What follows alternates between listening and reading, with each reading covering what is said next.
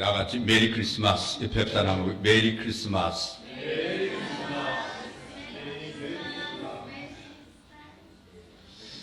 오늘 본문 말씀 고린도전서 1장 20절 말씀을 근거로 해서 성탄에 담긴 하나님의 지혜, 이런 제목으로 함께 말씀을 나누겠습니다.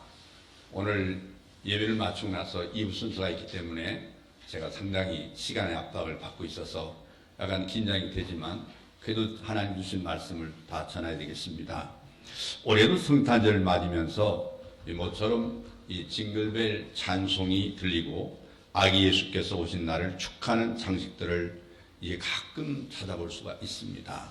그리고 기쁜 성탄절, 메리 크리스마스, 이 축하 인사를 듣게 됩니다.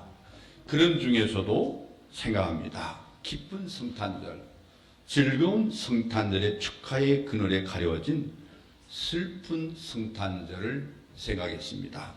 기쁜 성탄절을 노래하는 뒤안길에 가리워져서 슬픈 성탄절을 맞을 수밖에 없는 이웃들을 생각합니다. 보도에 의하면 성탄절 전날에 양주에서 한 가족 4명이 자동차 안에서 연탄불을 피워둔 채 자살한 한 가족의 기사가 보도가 됐습니다. 이 덮치는 불경기에 생활고에 시달리다가 끝내 이기지 못해서 자살로 끝난 가족의 이야기입니다. 그들에게는 슬픈 성탄절이었습니다. 슬픈 성탄절을 맞아야 하는 가정이 그들만 있겠습니까? 또 불치병에 걸려서 병석에도 희망을 잃고 고통당하는 이들에게는 성탄절이 기쁜 성탄일 수가 없습니다. 또 불경기의 직장 잃은 호주들에게도 성탄절이 기쁜 성탄일 수가 없습니다. 그들에게는 크리스마스 캐럴 소리는 슬픈 가락으로 들릴 것입니다. 북녘 땅에서 80년에 가까운 이 세월에 공산당의 앞자리에 인간다운 삶을 살지 못하고 있는 2천만 동포들에게 성탄절은 더더욱 슬픈 성탄절이 될 것입니다. 아기 예수가 오신 뜻이 무엇이겠습니까? 이런저런 사연으로 슬픈 성탄절을 맞을 수밖에 없는 모든 이들에게, 그들에게도 이 성탄절이 기쁜 성탄절이 되게 하기 위해서 아기 예수님께서 이 땅에 오시지 않았겠습니까? 2024년 성탄절이 진정으로 모두들에게 기쁜 성탄절이 되어질 수 있도록 하느니 교회가 맡은 사명인 줄로 믿습니다. 모든 사람들에게 기쁜 성탄절이 되어지도록 헌신하는 한국교회가 되어야만 될 줄로 믿습니다. 저는 오늘 아침에 우리 시대의 이 현자이신 김영석 교수님, 역설적으로 이번 비상계엄은 신의 한 수였다, 이 기사를 잠깐 소개하고 말씀을 전하려고 합니다. 대다수 사람들은 윤석열 대통령이 비상계엄 때문에 결국 탄핵당한 것을 보면서 비상계엄은 정신 나간 자충수였다, 이렇게 생각할 것입니다. 제 얘기가 아닙니다. 연세대학교 명예교수인 김영석 교수님, 원로께서 하신 말씀입니다. 그러나 나의 생각은 다릅니다. 비상계엄은 신의 한 수였습니다. 왜냐?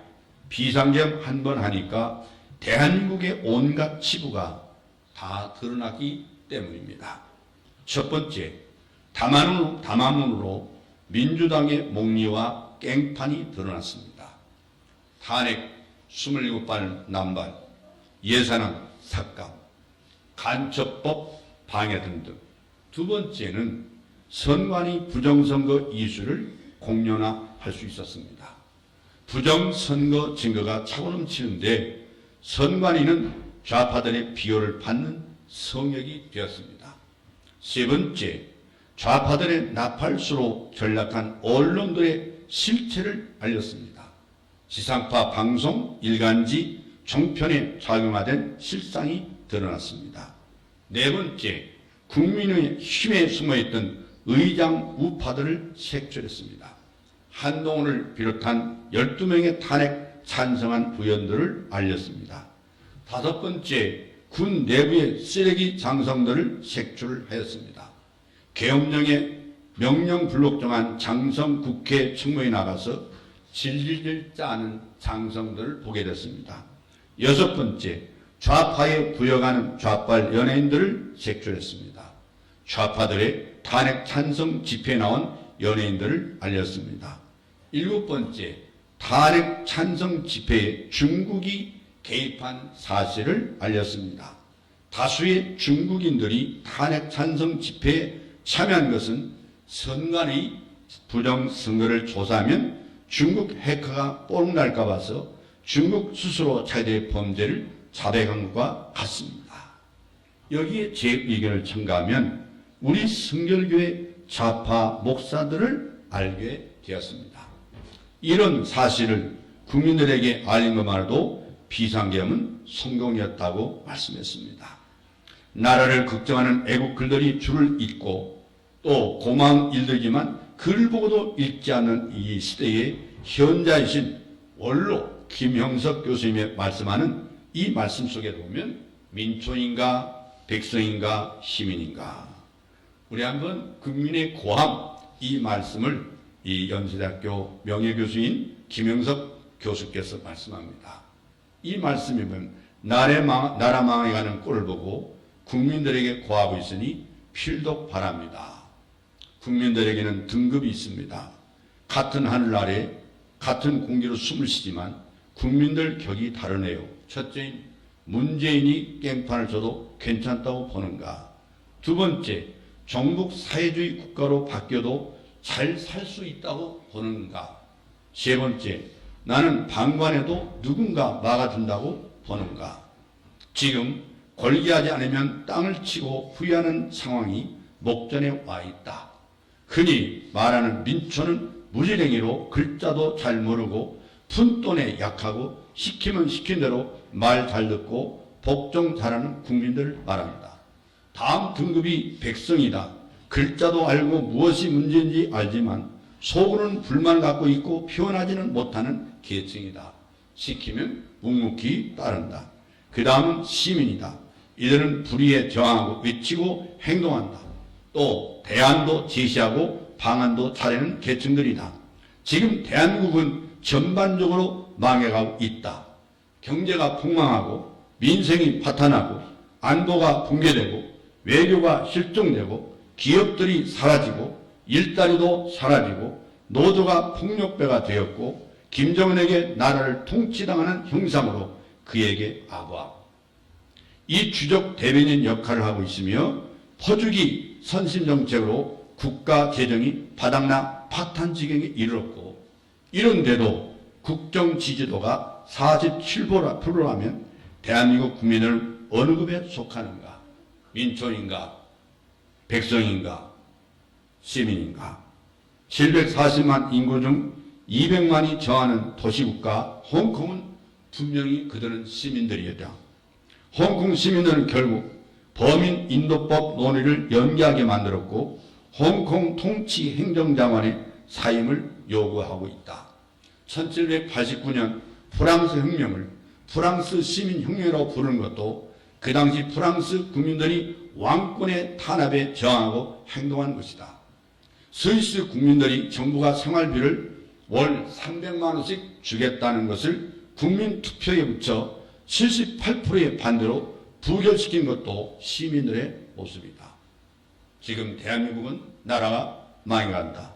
안보가 무너져도 경제가 망가지고 민생이 파탄나고 일자리가 소멸되어도 침묵하다 못해 그렇게 만든 자를 지지하는 한국 사람들은 분명 시민이 아니고 어리석은 민초와 백성들이다. 우리는 시민이 되도록 격을 높게 만드는 것은 외부 포장지가 아니다. 배웠다고 안다고 우기면서 하는 짓이 민초의 짓이라면 개나 돼지나 마찬가지다. 입고 먹고 쓰는 것은 세계적 수준이지만 아무 생각 없이 무엇이 문제인지도 모르고 지낸다면 역시 개나 돼지들이다.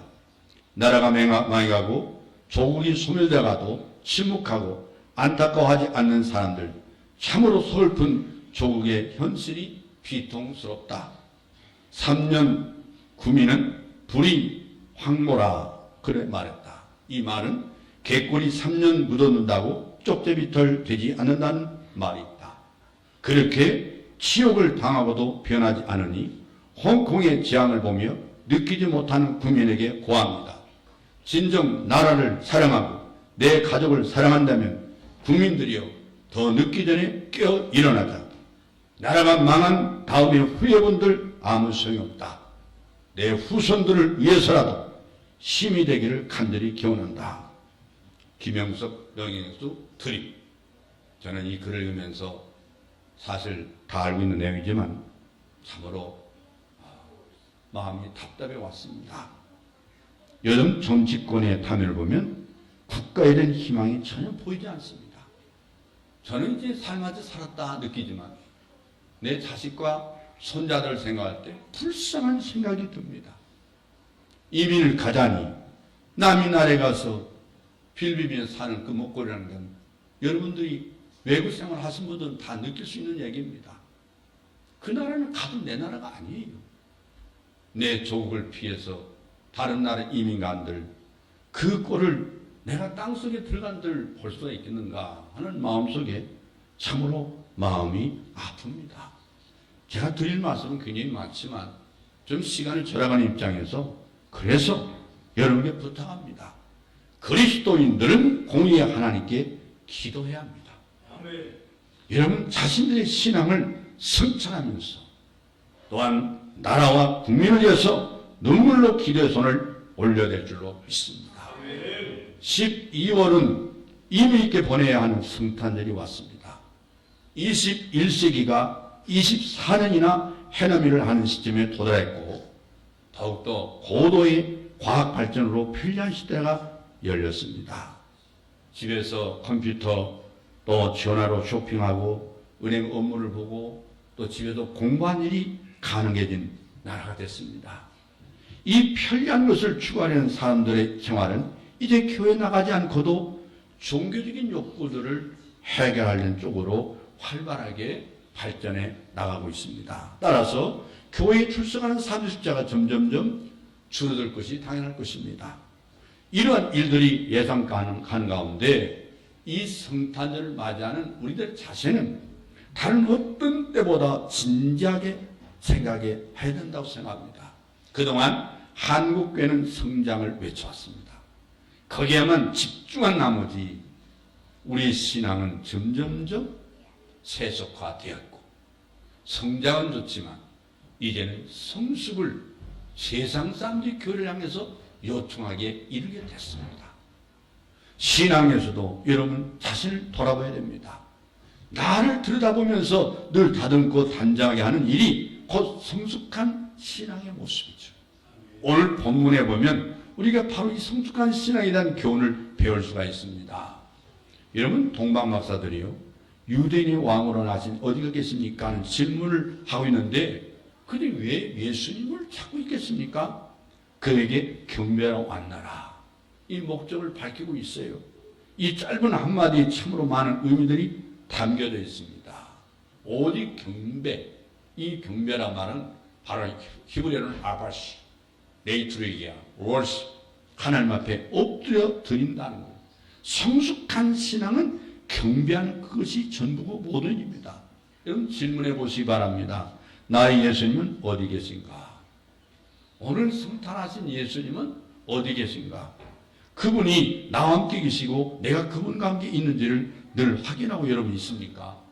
다른 목적 때문이 아니라 경배하기 위해서 자꾸 확인할 수 있는 성탄절이 되기를 주의 이름으로 축원합니다. 성숙한 신앙은 이 질문하고 이 목적을 평생 동안 잃지 않는 겁니다.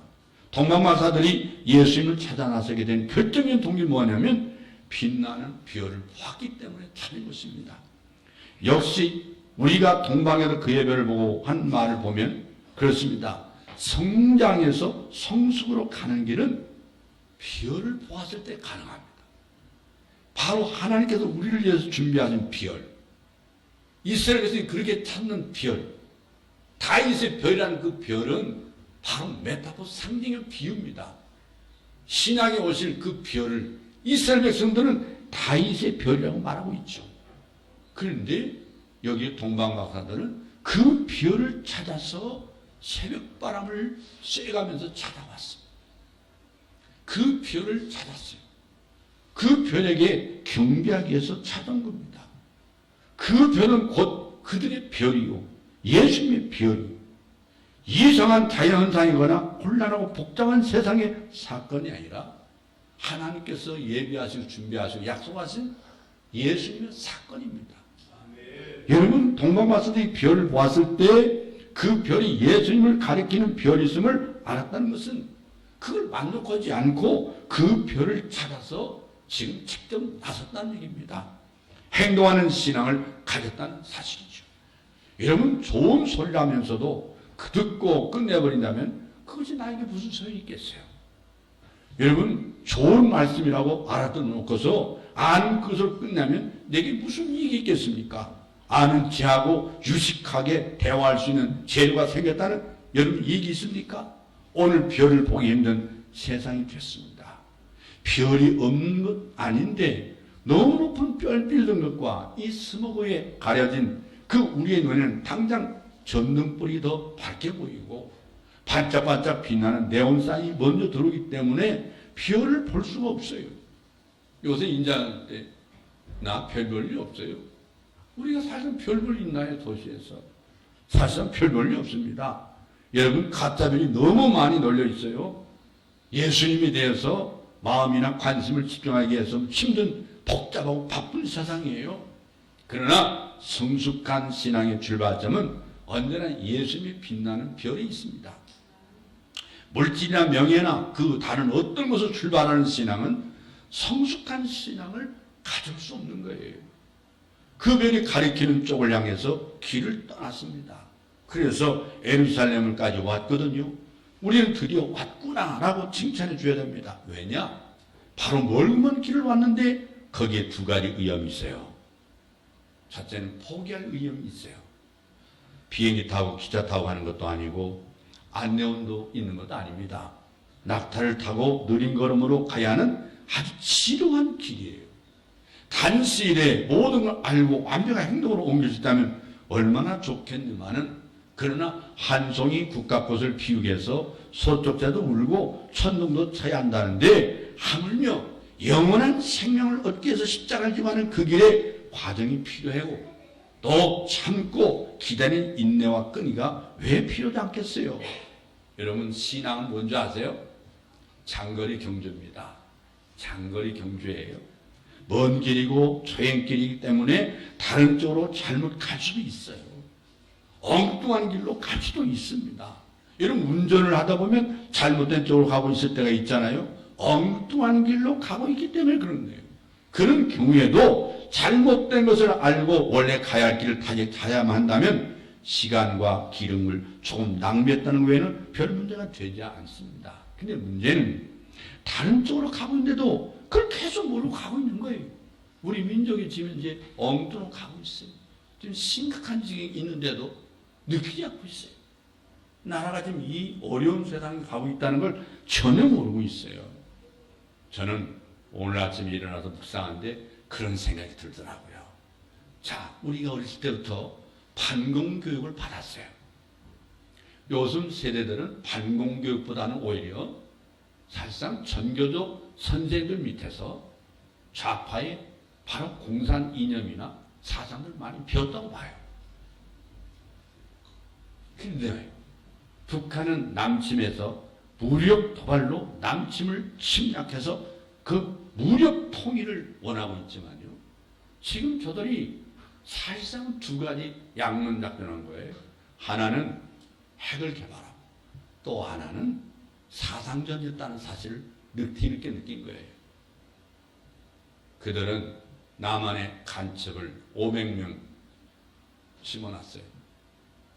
수많은 좌파를 심어놨어요. 공산주의 막스의 이념을 끊임없이 씨를 뿌려놨어요. 결국은 제가 느낄 때 북한이 이겼습니다. 왜 그런지 아세요? 남한의 대다수가 완전히 좌경화되어 있어요. 이 나라가 공산에 대해도 좋다는 얘기예요. 사회주의 돼서 저 북한에서 탈북한 사람이 지금 350만이거든요. 그 많은 사람들이 35만 명이 왔거든요. 그 35만 명이 지금 한국에 와서 탈북에 살고 있는데 그들의 실상도 믿으려고 하잖아요. 그들보다 내가 더 잘하는 거예요. 그는 태어나서 배원이 뱃속에서부터 그들이 견디지 못해서 탈북했는데 그들의 말도 귀를 기르지 않는 이런 나라가 됐어요. 완전히 머리가 막스이즘으로 작용화되어 있어요. 어느 젊은이하고 제가 밤 9시 반부터 새벽 4시 반까지 계속 인터넷으로 논쟁 싸운 적이 있어요.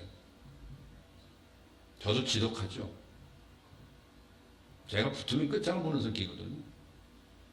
4시 반에 그놈이 어르신 제가 잘못했습니다. 용서해 주세요. 너 오늘 아침 내 너희 집을 쫓아간다. 내가 가서 박살을 낼 거다. 그 생각이 있어요. 네가 아무리 대학을 나왔다 해도 막스의 자본론 우리말로 번역한 5권 읽어봤냐? 나는 읽어봤다. 자본주의가 뭔지도 모르고 막스님이 뭔지도 모르면서 그냥 거들먹거리지 마라. 제대로 책을 보고 얘기해라. 그래서 결국에는 아침에 잘못했다고 사과를 받아내고야 내가 인생 그렇게 살면 안 된다. 정신을 잘 차려라. 이 결혼한 줄 알고 있는데 저 자식이 불쌍하다 생각하고 북한이 좋으면 북한 와서 살면 될 거 아니냐. 북한은 가라. 북한에 가서 살아. 거기서 정치도 하고 경제활동도 하고 한번 살아봐라. 지금 배가 부르고 등 따스고 지금 현재 6.25 사변에서 아주 잿더미에서 이만큼 세계적인 경제 10대국이니 세계 국방력 4위니 하니까 우리가 금방 뭐가 된 것처럼 까불다가 하루아침에 60년대 돌아갈 수 있다. 하루아침에 정신 바짝 차려야 됩니다. 잘못된 길을 갔으면 돌아서야 되는 거예요. 이 민족이 정신 바짝 차려야 돼요. 공산주의가 얼마나 무섭다고 하는 걸 지금 저도 못 느끼고 있어요. 그럼 35만이라는 탈북자들이 아니 주체사상을 만든 황장엽 씨가 한국에 탈북해서 그가 잘못되고 자기가 작성한 이 주체사상이 잘못됐다고 말하고 있는데 그것도 믿으려고 하지 않아요. 얼마나 지독하게 공산화됐습니까? 정신적으로. 이 나라의 국민의 상당수가 정신적으로 이념적으로 공산화돼 버렸어요. 시간 문제예요. 시간 문제. 지금 급해요. 여러분 잘못된 길 가면서 큰소리 치고 있는 그들. 그래도 그들은 결혼 안 하려고 그런가요? 결혼해도 자식을 안 낳으려고 그런가요? 우리의 후손들을 생각하면 정신마당 차려야 돼요. 우리는 그렇기 때문에 예수님이 지금 어디 계신가 확인해야 됩니다. 예수님이 우리를 떠나 다른 곳에 가신 것이 아니라 우리의 고집과 편견과 이기와 교만 때문에 예수님을 떠나서 점점점 멀어져 가기 때문에 예수님이 어디 계신지 확인했단 말이에요. 그래야 우리의 신앙이 성숙할 수 있습니다. 오늘 나의 모습은 어떻습니까? 성숙한 신앙은 고정관념과 사고방식의 변화가 있음을 말하는 거예요. 이러한 두 가지 위험성에 불구하고 바벨론에서 시작한 여행길에 마침내 에스랑까지 오게 되었으니 얼마나 대단한 일이들이에요. 동방박사들은 동방에서 온 박사들이라는 뜻인데 성경학자들은 바벨론에서 온 천문학과 점성술에 대단한 지식을 가진 사람들이라고 동방박사를 그렇게 설명해 주고 있어요. 그런데 예수님 나신 곳은 예루살렘이 아닙니다. 예루살렘에서 남쪽으로 8km 떨어진 베들레헴이라는 작은 시골 마을이에요. 그렇기 때문에 거의 다 왔을 뿐이지 제대로 다 온 게 아니에요. 그렇기 때문에 예루살렘까지 왔다는 건 아무 소용이 없습니다. 베들레헴까지 가야만 제대로 다 온 겁니다.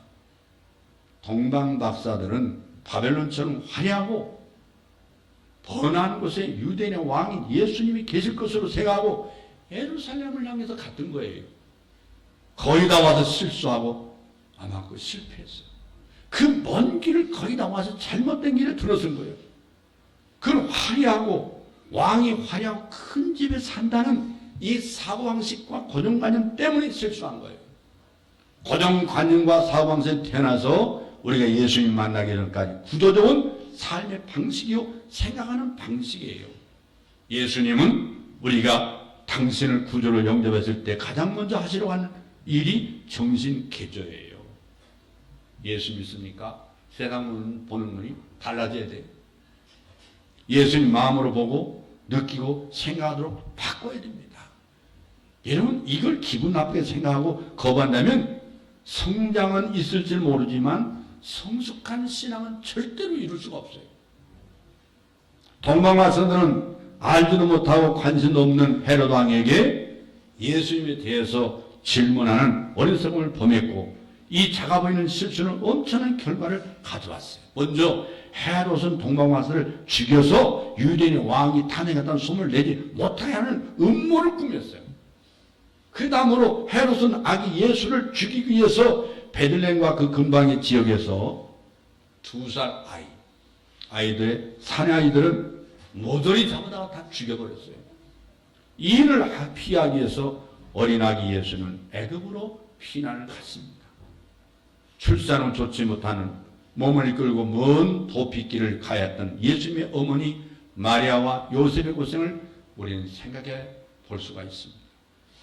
나의 고정관념이나 생각하는 방식은 하루아침에 생긴 것이 아니고 수십 년을 살아오면서 굳어진 것이기 때문에 고치기가 힘들 거예요.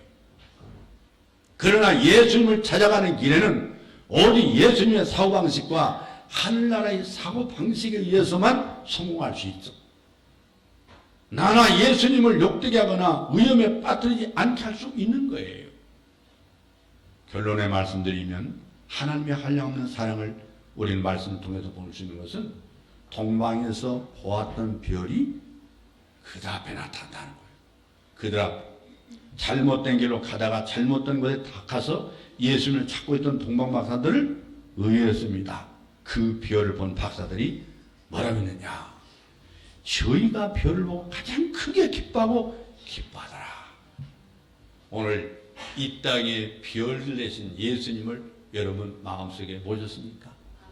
그 별을 만났습니까?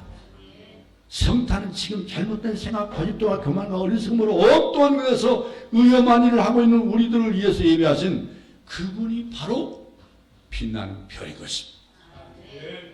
부디 사랑하는 성도 여러분, 모두 나를 예수님께 인도하여 갈 그분의 별을 발견하고 경배하기 위해서 그분께 나아가고 포기하거나 잘못된 길로 가지 않도록 나의 생각이나 살아가는 방식을 예수님의 방식으로 바꿔서 어떤 성탄이 그 어느 때보다도 기쁨이 가득한 아름다운 이번 성탄이 되기를 주의로 축원합니다. 여러분, 오늘 예수 그리스도께서 탄생하신 주 예수의 성탄, 여러분 심령에 성탄하시기를 주의로 축원합니다. 여러분 가정에 성탄하시길 바랍니다. 이 대한민국의 모든 민족에게 성탄이 이루어져서 잘못된 생각에서 변화하여 하나님을 두려워하고 후손들을 두려워하는 이 나라 이 민족이 되기를 바랍니다. 이 나라의 교육은 제가 대학 교수를 했어도, 제가 대학 교수 학생들을 가르쳤어도 늘 생각하는 자책이 뭡니까? 내가 가르친 게 뭐냐? 내가 지금까지 교수로서 목사로서 살아가는 인생에서 내가 무엇을 가르쳤느냐? 이 나라에 수많은 학생들을 가르친 교수, 교사들이 먼저 깨어나고 반성해야 합니다. 이 나라의 희망은 별 대신 예수님께 있습니다. 할렐루야. 기도하겠습니다.